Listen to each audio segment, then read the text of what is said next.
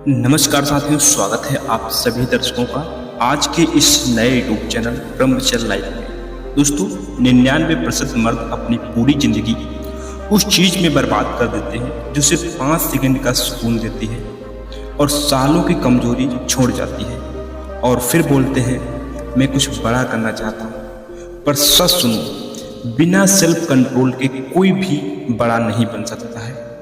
अब साइंस की सुनो, रिसर्च कहती है कि सिर्फ 7 दिन के सीमेन रिटेंशन के बाद टेस्टोस्टेरोन लेवल 145% तक बढ़ सकता है। तो सोचो, अगर आप 90 दिन तक कर लिया तो क्या होगा। आज हम बात कर रहे हैं उन मर्दों की जो सिर्फ वीर को नहीं, अपने भाग्य को भी रोकना सीख रहे हैं। अब मैं तुमसे एक सवाल पूछता हूँ, तुमने अब तक वीर कितने दिन रोका? 7 दिन, 15 दिन या 1 महीना? तारीख याद होगी भाई, उस बार 21 दिन हुए थे। पिछली बार 40 दिन कंट्रोल किया था।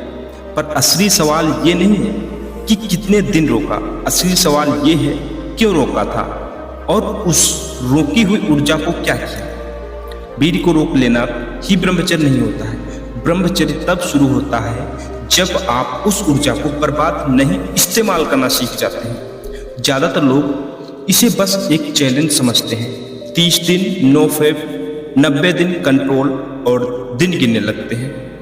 पर जब दिन गिन रहे हो तो असल में तुम उल्टी गिनती जी रहे हो, और जिस दिन मन हार गया सब खत्म। तो असली ब्रह्मचर्य क्या है? सोच बदलना, लाइफ स्टाइल बदलना, नियत बदलना, ये है असली ब्रह्मचर्य।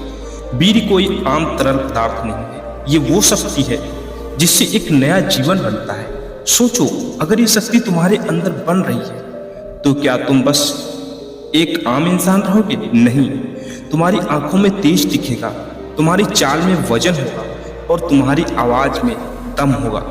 अब कुछ लोग पूछेंगे, भाई ये तो नेचुरल है, इसे क्यों रोकोगे?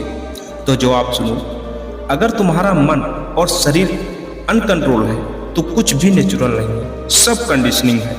सोशल मीडिया, पॉर्न, मीम्स, ये सब तुम्हारे टारगेट करते हैं ताकि तुम कंट्रोल खो दो। लेकिन जब तुम वीर को रोकते हो तब शुरू होता है नियंत्रण का अभ्यास। पहले शरीर पर कंट्रोल, फिर दिमाग पर, फिर इच्छाओं पर, फिर पूरे जीवन पर। तो अब आता है सबसे बड़ा सवाल, आखिर कितने दिन रोके?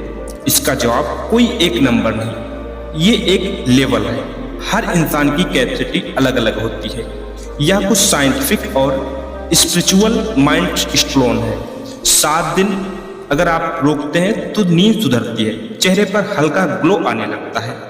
अगर आप 14 दिन तक अभ्यास करते हैं तो फोकस बढ़ता है और साथ में आत्मविश्वास जागता है। यदि आप 21 दिन तक ब्रह्मचर्य का पालन करते हैं तो लिप पावर स्ट्रांग होती है, लेकिन टेस्टोस्टेरोन बढ़ने लगता है।